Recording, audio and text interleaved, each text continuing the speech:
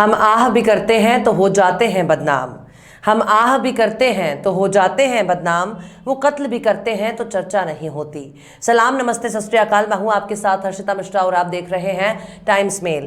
कहते हैं कि झूठ के पांव नहीं होते और झूठ ज्यादा दिन तक नहीं चलता, लेकिन अगर एक ही झूठ को बार बार चिल्ला चिल्ला कर शोर मचाया जाए तो उसे सच मान लिया जाता है, जबकि वो एक कोरा झूठ के अलावा कुछ भी नहीं। अब एक ऐसे ही बड़े झूठ पर इस वक्त दिल्ली हाई कोर्ट ने जोरदार तमाचा जड़ा है। ये तमाचा झूठ के पीछे साजिश रचने वाले चेहरे पर पड़ा है, जिन लोगों ने देश में नफरत फैलाने का ठेका ले रखा है। दिल्ली के निजामुद्दीन मरकज शब बारात के मौके पर खुल चुका है। 2 साल के बाद यहाँ पर रौनक देखी गई, यहाँ पर चहल पहल देखी गई, जहाँ खुशियाँ देखी गई और लोगों ने मिलजुल कर जुमे की नमाज अदा की। दरअसल आज से 2 साल पहले दरगाह हजरत निजामुद्दीन के पास मौजूद तबलीगी जमात के मरकज को बंद कर दिया गया था। उस पर आरोप था कि उसने कोविड गाइडलाइन का उल्लंघन किया है। अब जब 2 साल के बाद मरकज में जुमे की नमाज अदा की गई और वहां कोविड प्रोटोकॉल के तहत नमाज अदा की गई, आप तो जानते ही हैं कि जब कोरोना के शुरुआती दौर में जिस तरीके से न्यूज़ चैनलों पर तबलीगी जमात के नाम पर नफरत परोसी गई, उसका अंजाम ये हुआ कि छोटे छोटे कामगार, दुकानदार, मजदूर, सब्जी वाला, फल वाला, रेहड़ी वाला, सबको उनके कपड़े और नाम की बुनियाद पर निशाना बनाया जाने लगा। क्योंकि जब दिन रात न्यूज़ चैनल पर नफरत की भाषा बोली जाने लगेगी तो उसका यही अंजाम होगा कि एक खास समुदाय को नफरत का शिकार होना पड़ेगा। उस वक्त तबलीगी जमात पर यह भी इल्जाम लगाया गया कि वो थूक रहे हैं। उस वक्त ये भी इल्जाम लगाया गया कि ये कोरोना गाइडलाइन का पालन बिल्कुल भी नहीं कर रहे हैं, जबकि इसके उलट कई इलाकों में न्यूज़ चैनलों की पोल खुलने लगी। महाराष्ट्र में अदालत ने यहां तक कह दिया था कि तबलीगी जमात को बलि का बकरा बनाया गया। जिस तरीके से बड़े बड़े मीडिया चैनलों ने एक मुहिम चलाकर मुस्लिम समुदाय को ही कोरोना फैलाने का जिम्मेदार ठहरा दिया, उस नफरत का शिकार मुस्लिम समुदाय को होना पड़ा। जबकि इसके उलट कोरोना कब, कैसे और कहां से फैला अब पूरी दुनिया जान चुकी है, लेकिन न्यूज़ चैनलों ने हर मामले में अपनी एक संदिग्ध भूमिका निभाई। आखिर कैसे हाईकोर्ट के आदेश पर खुल गया निजामुद्दीन मरकज?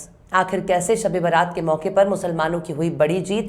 आखिर कैसे अदा की गई निजामुद्दीन मरकज में जुमे की नमाज?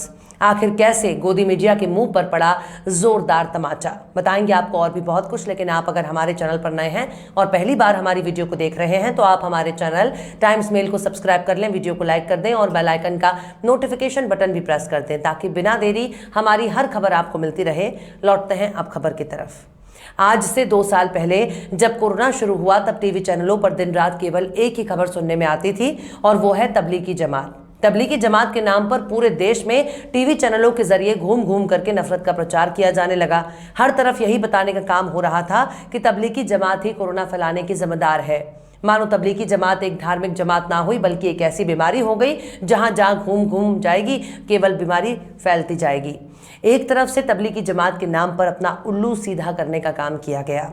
आपको पता ही है कि अचानक जनता कर्फ्यू के बाद जो जहां था वहीं ठहर गया। लोगों को अपने अपने घरों में, अपने अपने इलाकों में एक ही जगह रुकने के लिए मोदी सरकार ने मजबूर कर दिया। उसी तरह से उस वक्त निजामुद्दीन मरकज पर भी एक प्रोग्राम चल रहा था और जनता कर्फ्यू लगाए जाने के बाद उन्हें वहीं रुकना पड़ा। इसके बाद होता यह है कि न्यूज़ चैनलों की तरफ से पूरा तैयार कर दिया गया कि देखो देखो यही है कोरोना जिहाद। उस घटना के बाद निजामुद्दीन मरकज को पूरी तरीके से सीज कर दिया गया और वहां के लोगों को निकालकर उनका कोविड टेस्ट कराया। उससे भी शर्मनाक बात यह है कि सरकारी सतह पर नफरत फैलाने का काम किया गया। ऐसे करने वाली न सिर्फ मोदी सरकार थी, बल्कि नफरत फैलाने का काम खुद दिल्ली की अरविंद केजरीवाल की सरकार ने भी किया। नफरत फैलाने में दिल्ली सरकार ने एक कदम और आगे बढ़कर कोरोना मरीजों की संख्या के साथ साथ तबलीगी जमात के लोगों का अलग से डाटा जारी कर रही थी। उस वक्त तबलीगी जमात के नाम पर जिस तरीके से नफरत फैलाया जाने लगा, उसका अंजाम यह हुआ कि लोगों ने मुसलमानों को नफरत की निगाह से देखना शुरू कर दिया, जिसका सबसे गहरा असर उस मजदूर तबके पर पड़ा जो छोटे छोटे दुकानदार थे, जो ठेला लगाते थे, जो फुटपाथ पर छोटी सी दुकान लगाकर काम किया करते थे, जो लोग साइकिल पर, ठेले पर घूम घूम कर सब्जी और फल बेचा करते थे। उन लोगों को कपड़े और नाम के आधार पर निशाना बनाया जाने लगा। उनका नाम पूछ पूछ कर उनसे सब्जी और फल लिए जाते थे। अगर वो मुसलमान होता तो उसे फौरन भगा दिया जाता था। अब तकरीबन 2 साल के बाद जब निजामुद्दीन मरकज को खोलने का आदेश हुआ तब निजामियों में खुशी की लहर दौड़ पड़ी। दरअसल निजामुद्दीन मरकज को 2 दिन के लिए फिर से खोले जाने का हाईकोर्ट ने आदेश दिया था ताकि लोग शब बारात पर नमाज अदा कर सकें। दिल्ली हाईकोर्ट ने अपने फैसले में बुधवार को तीनों मंजिलों को फिर से खोलने का आदेश दिया था। इसके साथ ही अदालत ने यह भी कहा था कि मैनेजमेंट ये तय करेगा कि जो भी आने वाले जाने वाले लोग होंगे उनका कोविड-19 के गाइडलाइंस को फॉलो करना होगा। दरअसल हाईकोर्ट में दिल्ली वक्फ बोर्ड की अर्जी पर सुनवाई हुई थी, जिसमें मार्च और अप्रैल में शब बारात और रमजान के पेश नजर मस्जिद खोलने की इजाजत मांगी गई थी। अदालत ने रमजान के दौरान मस्जिद को फिर से खोलने के मुद्दे पर फैसले के लिए 31 मार्च को सुनवाई करेगी। आपको बता दें कि रमजान 2 अप्रैल से शुरू है। स्वतंत्र पत्रकार अशरफ हुसैन ने इसका वीडियो शेयर करते हुए लिखा कि हाईकोर्ट के आदेश के बाद आज 2 साल के बाद शब बारात के मौके पर दिल्ली स्थित निजामुद्दीन मरकज को निजामियों के लिए खोला गया। आज मरकज में जुमे की नमाज अदा की गई। दोस्तों, आप सोच ही नहीं सकते कि एक नमाजी के लिए मस्जिद की क्या अहमियत है। जिस एक भक्त के लिए मंदिर की अहमियत होती है, ठीक उसी तरह से एक मुसलमान के लिए मस्जिद की। लेकिन जिस तरीके से नफरत के बाजार को गर्म किया गया, उससे तो यही लगता है कि अमन ज्यादा दिन तक नहीं टिकने वाला।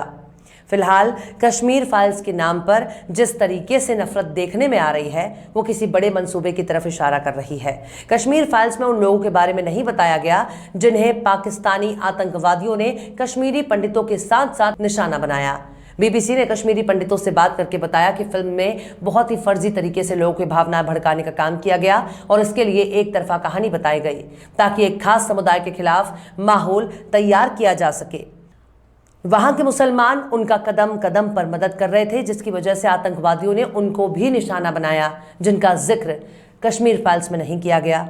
इसमें बस यही दिखाने की कोशिश की जा रही है कि मुसलमानों के अत्याचार की वजह से कश्मीरी पंडितों को पलायन करना पड़ा। लेकिन जिस तरीके से नफरत फैलाने का काम सरकारी तंत्र कर रहा है, वो हमारे लोकतंत्र पर बहुत बड़ा सवाल खड़ा करता है।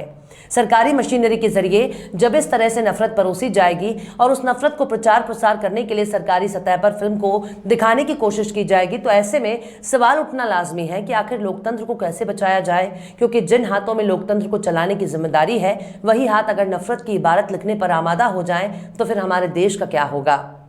हमारा देश एक दलदल में फंसता जा रहा है जिसका नाम है कट्टरवाद।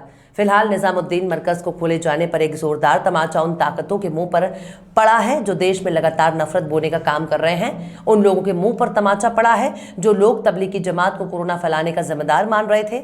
जोरदार तमाचा उन लोगों के चेहरे पर पड़ा है जो लोग कपड़े देखकर एक खास समुदाय का विरोध करते हैं। बहरहाल चलते चलते आखिर में शोक बहराइची ने भी क्या खूब फरमाया है, बर्बाद गुलिस्ता करने को बस एक ही उल्लू काफी था। बर्बाद गुलिस्ता करने को बस एक ही उल्लू काफी था। हर शाख पे उल्लू बैठा है, अंजाम गुलिस्ता क्या होगा। फिलहाल इस वीडियो में बस इतना ही। ये वीडियो आपको कैसा लगा कमेंट बॉक्स में आप जरूर बताइएगा। वीडियो पसंद आए तो लाइक करें। हमारे वीडियो लिंक को फेसबुक, ट्विटर, व्हाट्सएप पर अपने रिश्तेदार यार दोस्तों को भी शेयर करें और बेबाक, निष्पक्ष, स्वतंत्र पत्रकारिता को सपोर्ट करने के लिए आप हमारे यूट्यूब चैनल टाइम्स मेल को जरूर सब्सक्राइब करें। और हाँ, बेल आइकन की घंटी वाली बटन भी आप जरूर दबा दें ताकि आपको हमारे आने वाले नए वीडियो की नोटिफिकेशन फौरन ही मिल जाए। फिर मिलता है किसी और वीडियो में एक नई खबर के साथ। हर्षिता मिश्रा को दीजिए इजाजत। जय हिंद। तो देख लिया आपने हमारे इस वीडियो को। हमें उम्मीद है कि आपने हमारे वीडियो को लाइक किया होगा और दूसरों को भी शेयर किया होगा। अगर अभी तक आपने हमारे चैनल टाइम्स मेल को सब्सक्राइब नहीं किया है तो जल्दी से सब्सक्राइब कर दें और बेल आइकन भी प्रेस कर दें।